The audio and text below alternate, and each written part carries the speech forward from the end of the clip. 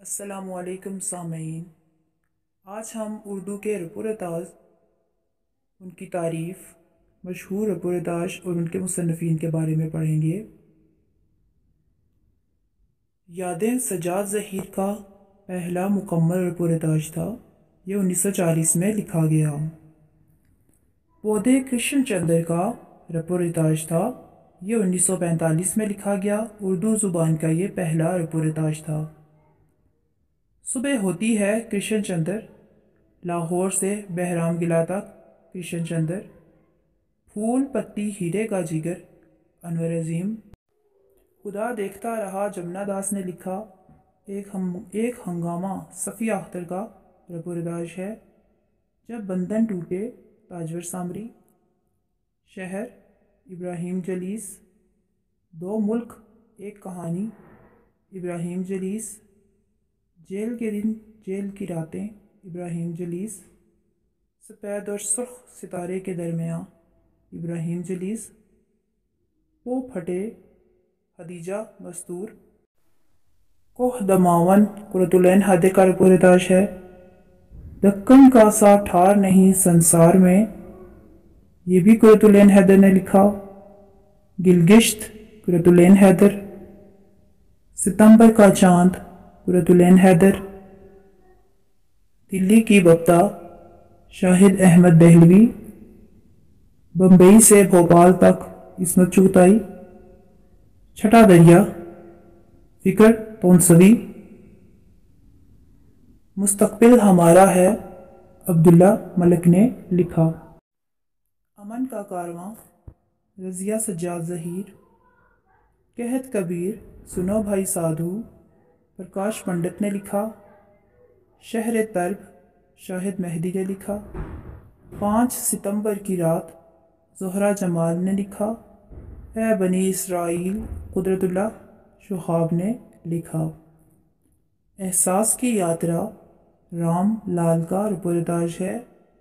ہوسے قزاق سے فراز تک منظور الہی کا رپورتاج ہے۔ حالی ہاتھ عتیق اللہ کشمیر اداس ہے محمود ہاشمی نے لکھا۔ خزاں کے پھول عادل رشید، پدما ندی کے کنارے قرۃ العین حیدر، ڈوب ڈوب کے ابھری ناؤ سلمی عنایت اللہ نے لکھا۔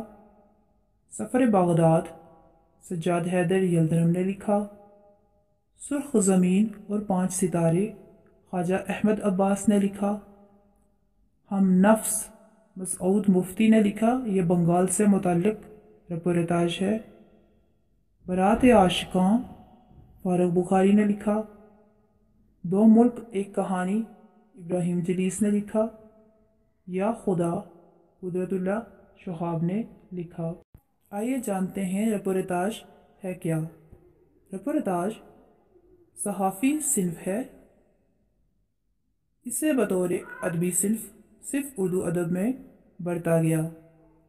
لفظ رپورٹیج لاطینی اور فرانسیسی زبانوں کے خاندان سے ہے جو انگریزی میں رپورٹ کے ہم معنی ہے۔ رپورٹ سے مراد تو سیدھی سادی تصویر پیش کرنے کے ہیں، لیکن اس رپورٹ میں ادبی اسلوب، تخیل کی آمیزش اور معروضی حقائق کے ساتھ ساتھ باطنی لمس بھی ادا کیا جائے تو یہ صحافت سے الگ ہو کر ادب میں شامل ہو جاتی ہے۔